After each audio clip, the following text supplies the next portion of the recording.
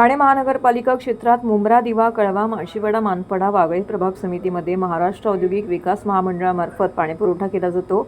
महाराष्ट्र औद्योगिक विकास महामंडळाच्या पाणीपुरवठा योजनेच्या अंतर्गत जांभूळ जलशुद्धीकरण केंद्रातील अत्यंत महत्त्वाचे देखभाल दुरुस्तीचे काम करावयाचे असल्याने कटाई नाका ते ठाणे दरम्यान 24 तासांकरिता पाणीपुरवठा बंद राहणार आहे. या शटडाऊन कालावधीत ठाणे महानगरपालिकेअंतर्गत दिवा, मुंब्रा आणि कळवा प्रभाग समितीमधील सर्व भागांमध्ये, वागळे प्रभाग समितीमधील रूपादेवीपाडा, किसननगर नंबर 2, नेहरूनगर तसेच मानपाडा प्रभाग समिती अंतर्गत कोलशेत, खालसा गाव येथील पाणीपुरवठा 24 तासांसाठी पूर्णपणे बंद राहणार आहे.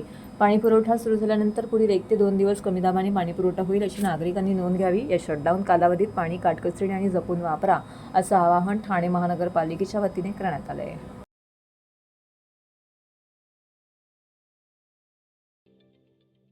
ठाणे महानगरपालिकेचे मालमत्ता कर म्हणजेच प्रॉपर्टी टॅक्स भरण्याचे आवाहन. सन 2022-23 या आर्थिक वर्षाचे मालमत्ता कराचे म्हणजेच प्रॉपर्टी टॅक्सचे बिल ठाणेकर करदात्यांना महापालिकेमार्फत आर्थिक वर्षाच्या सुरुवातीस म्हणजेच माहे एप्रिल 2022 मध्ये देण्यात आलेले आहे. तथापि अद्यापही काही करदात्यांनी मालमत्ता कर महापालिकेकडे जमा केलेला नाही. सध्या आर्थिक वर्षाचा अंतिम टप्पा सुरू झाला आहे.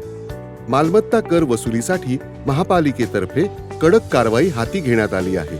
या अंतर्गत जंगम मालमत्ता, टीव्ही, फ्रीज, वाहन व इतर जप्त करणे तसेच स्थावर मालमत्ता वॉरंट बजावून जप्त करण्यात येत असून मालमत्तेचा जाहीर विक्रीद्वारे लिलाव करून कराची रक्कम वसूल करण्यात येत आहे.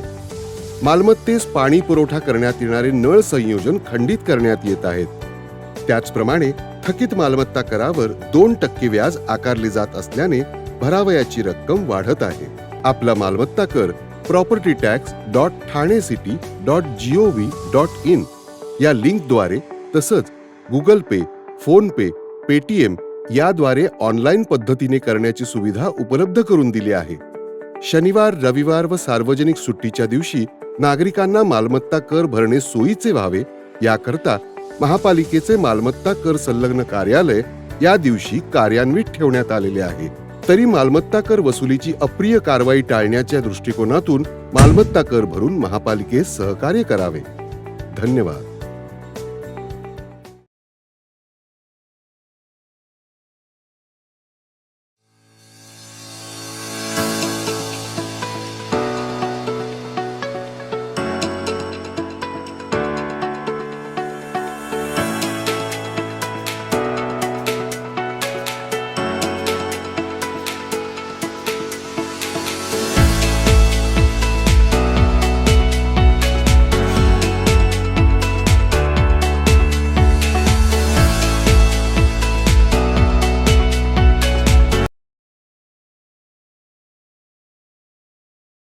असंसर्गजन्य व्याधींमध्ये कर्करोगाचे वाढते प्रमाण लक्षात घेऊन ठाणे महानगरपालिका कार्यक्षेत्रात 2 ते 6 मे या कालावधीत कॅन्सर डायग्नॉस्टिक व्हॅनमार्फत झोपडपट्टी विभागामध्ये राहणाऱ्या नागरिकांचे मुख कर्करोग, स्तन कर्करोग व गर्भाशय मुख कर्करोग तपासणी करण्यात आली.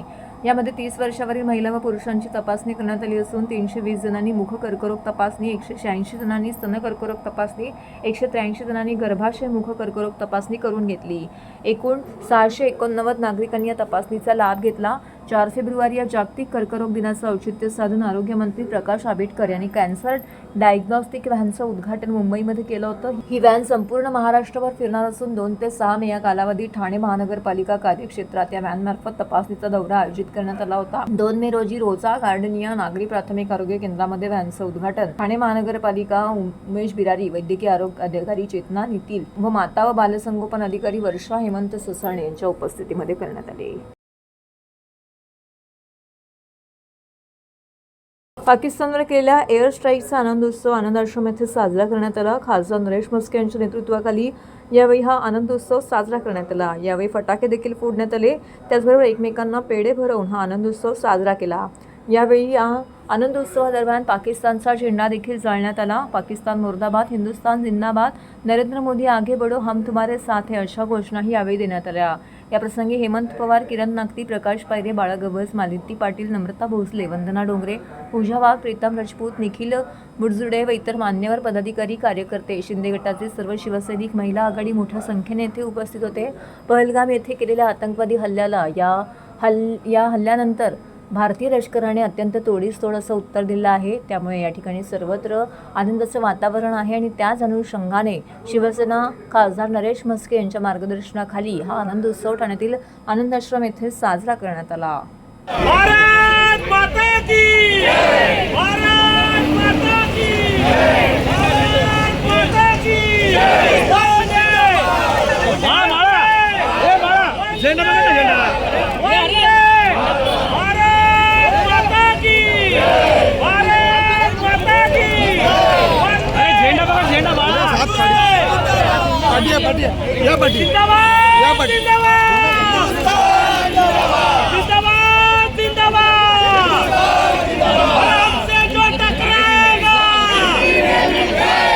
आपण बोलू शकता की भारतीय सैन्याने सिंधूर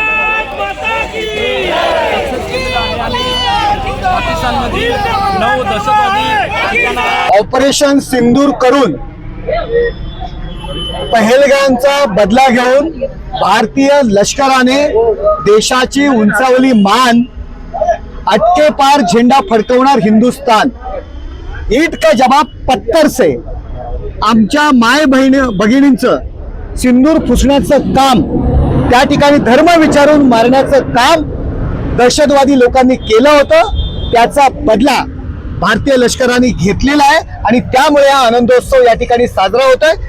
भारतीय लष्कराचं स्वागत संपूर्ण हिंदुस्थानात होत आहे आणि हा निर्णय घेणाऱ्या तिन्ही दलांचे सैन्य प्रमुख, सर्व सैनिक, देशाचे पंतप्रधान नरेंद्र मोदी या सगळ्यांचं आम्ही अभिनंदन करतो, आभार मानतो आणि देशातील सर्व नागरिक त्यांच्या पाठीशी आहे याची ग्वाही देतो. इन्कलाब जिंदाबाद, हमसे जो टकराएगा मिट्टी में मिल जाएगा. आमच्या माय भगिनींचं कुंकू पुसणाऱ्या दहशतवाद्यांपेक्षा पाकिस्तानमध्ये घुसून आज जो स्ट्राईक केलेला सर्जिकल स्ट्राईक, त्याच्याबद्दल पंतप्रधान नरेंद्र मोदी आणि भारतीय लष्करांचं जेवढं अभिनंदन करू तेवढं थोडंच आहे. याच्या व्यतिरिक्त अजून सुद्धा त्यांनी कारवाई करावी आणि पाकिस्तानला बेचिरा करावं. अख्ख्या हिंदुस्थानची जनता मोदी साहेबांचे आभार मानतील की या पाकिस्तानला खरं तर बेचिरा करायला पाहिजे आणि बेचिरा करून भागायला पाहिजे, त्यांचा नायनाट करायला पाहिजे. इन्कलाब. संत गजानन महाराज चौकात गेल्या अनेक दिवसांपासून वाहतूक कोंडी व अपघाताचे प्रमाण वाढले होते. स्थानिक नागरिकांच्या मागणीनुसार शिवसेना ठाणे विधानसभा समन्वयक प्रकाश पायरे व त्यांच्यासोबत सर्व शिवसैनिक, स्थानिक नागरिक यांनी एकत्र येऊन दीड महिन्यापूर्वी या चौकामध्ये गतिरोधक लावावे यासाठी सह्यांची मोहीम राबवली होती. तर वाहतूक शाखा व ठाणे महानगरपालिकेकडे सतत पाठपुरावा देखील केला होता. आता शिवसेनेच्या आंदोलनाला यश आले असून वाहतूक शाखा ठाणे महानगरपालिकेच्या वतीने गजानन महाराज चौकामध्ये 4 गतिरोधक टाकण्यात आले आहेत. याविषयी स्थानिक नागरिक, शिवसैनिक, पदाधिकारी, महिला आघाडी मोठ्या संख्येने जमा झाले होते. त्यानंतर यांनी एकत्र येऊन या ठिकाणी ठाणे महानगरपालिकेचे आणि खासदार नरेश म्हस्के यांचे आभार देखील मानले. यावेळी उपमुख्यमंत्री नामदार एकनाथ शिंदे, खासदार नरेश म्हस्के, वाहतूक शाखा ठाणे महानगरपालिकेचे ठाणे विधानसभा समन्वयक प्रकाश पायरे यांचेही नागरिकांनी आभार व्यक्त केले. शिवसैनिक संजीव कुलकर्णी, सचिन चांदगुडे, सुनील सोनकर, प्रीतम राजपूत, वसंत कोडभर, कांतीलाल वीरा, कृष्णा गुप्ता, सुषमा चोरगे, संध्या हुमणे, सीमा राजपूत, प्राजक्ता बामणे, स्वरांगी नेवरेकर व इतर मान्यवर पदाधिकारी, कार्यकर्ते, शिवसैनिक बंधू भगिनी मोठ्या संख्येने येथे उपस्थित होते. यापुढे देखील अशाच नागरिकांच्या समस्या आपण सोडवत राहू आणि याकरिता आपण कटिबद्ध असल्याचे यावेळी शिवसेना ठाणे विधानसभा समन्वयक प्रकाश पायरे यांनी म्हटले. अजून काय सुधारणा करते ते लोकांच्या मागण्या ज्या आहेत की जेणेकरून लोकांना इकडे पास होतो बिल्डिंगमधून बाहेर पडल्यानंतर त्याला क्रॉसिंग करायचं असतं आणि गाडी स्लो व्हायला पाहिजे. मेन उद्देश काय आहे, गाडी स्लो व्हायला पाहिजे आणि ज्येष्ठ नागरिकांना क्रॉसिंग करता आलं पाहिजे, हा मूळ उद्योग आहे. आणि दुसरं म्हणजे ज्येष्ठ नागरिक इथे आमच्यासाठी एक कट्टा नव्हता, जो कट्टा बांधून द्यायचा त्यांनी सांगितलं होतं. तो एक म्हस्के साहेबांना आम्ही सांगितलंय, ज्याच खासदार आहेत त्यांच्या नेतृत्वात आपण एक ज्येष्ठ कट्टा बांधणार आहोत, जे लोकांना बसता येईल तिथे.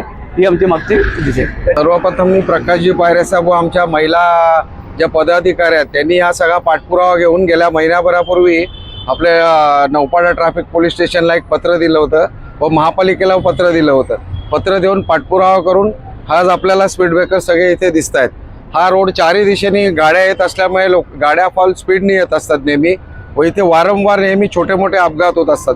जसं पायरे साहेबांनी सांगितलं ते 3 लोकांचा एक वर्षभरात काहीतरी मोठे ॲक्सिडेंट होऊन जीव पण गेला होता. तर आता या स्पीड ब्रेकरमुळे बऱ्याच कंट्रोल होईल गाड्यांवर आणि इथल्या स्थानिक नागरिकांची मागणी होती की या रोडला स्पीड ब्रेकर असावा. त्या स्पीड ब्रेकर झाल्याबद्दल मी प्रकाश पायरे व आमचे सगळे पदाधिकाऱ्यांचे आभार मानतो. ॲक्च्युली इथे कसं आहे ना की चारी बाजूने वाहनांची खूप गर्दी असते आणि मेन म्हणजे गजानन महाराजांचा मठ तिथे असल्यामुळे लहानांपासून वृद्धांपर्यंत सगळे येत असतात. पण त्यांना ह्या ट्रॅफिकचं म्हणजे वाहनं काही थांबण्यासाठी किंवा इथे सिग्नलची पण काही सोय नाही की ती थांबू शकतात. तर त्यांना क्रॉस करायला वगैरे पण खूप प्रॉब्लेम होत होते. पण पायरे साहेब आणि आमच्या कार्यकर्त्यांनी त्याचा पाठपुरावा करून हे स्पीड ब्रेकरचं काम करून घेतलेलं आहे. त्यामुळे ही सगळी आता कोंडी सुटण्या मदत होऊन जाईल याच्यासाठी. स्पीड ब्रेकरची अत्यंत आवश्यकता होती कारण इकडे आता भरपूर भरधाव वेगात वाहनं जातात आणि त्यामुळे ॲक्सिडेंट्स झालेले होते. त्यासाठी आम्ही रिक्वेस्ट केलेली की बाबा जे स्पीड ब्रेकर असावेत. आणि आत्ता कसं आहे ना, मला असं वाटतंय की ही सुरुवात चांगली झालेली आहे पण त्यांनी अशीच चांगली कामं करत राहावी ही इच्छा आहे. तक्रार केली होती तर प्रकाश पायरे साहेबांना सांगितलेलं, विनंती केलेली तिकडे त्यांना. तर ह्यांनी त्यांचा फारच सगळीकडे पोलीस स्टेशन वगैरे बाकी इतर जे पण काय पदाधिकारी आहेत त्यांना भेटून आणि सगळं केलं आहे. पण अजून पण ही मला वाटत नाही की समस्या एक वेळ अजून दूर होईल. कारण की अजून पण हे जे गाड्या येत आहेत ते फार वेगाने येत आहेत. तर ते अजून त्यातला गतिरोधक दुसरे लावावे असं मला वाटतंय. शहरामध्ये अवकाळी पावसाने रात्रीपासूनच जोरदार हजेरी लावलेली आहे. वाऱ्यासह झालेल्या या पावसामुळे शहरातील विविध भागांमध्ये एकूण 19 झाडं उन्मळून पडल्याची माहिती आपत्ती व्यवस्थापन विभागाने दिली आहे. या पावसामुळे काही भागामधील वाहतूक ही विस्कळीत झाली आहे. या पावसामुळे काही भागातील विद्युत पुरवठा देखील खंडित झाला होता. त्याचप्रमाणे एका ठिकाणी एक झाड वाहनांवरती पडल्याने वाहनांचं मोठ्या प्रमाणात नुकसान झाले. सुदैवाने कोणतीही जीवितहानी झालेली नाही. पडलेल्या झाडे अग्निशामक दल आणि आपत्ती व्यवस्थापन कक्षाने कापून बाजूला सारली आहेत. ठाणे महानगरपालिका क्षेत्रात पावसाळ्यात वृक्ष उन्मळून पडण्याचे प्रकार घडत असून यामध्ये जीवितहानी तसेच वित्तहानीचे प्रकार घडत आहेत. हे प्रकार रोखण्यासाठी पालिकेने शहरात वृक्षांच्या धोकादायक फांद्या छाटणीची कामं नियोजित वेळेच्या 2 महिने आधीपासून सुरू केली आहेत. मात्र मंगळवारी रात्री 9 वाजताच्या सुमारास वादळी वाऱ्यांसह अवकाळी पावसाने हजेरी लावली. या पावसामुळे मंगळवार आणि बुधवार या 2 दिवसात 19 झाडं उन्मळून पडल्याच्या घटना घडल्या आहेत. त्या घटनांमुळे घोडबंदर, बाळकूम अशा विविध भागातील वीज पुरवठा काही काळासाठी खंडित केला होता.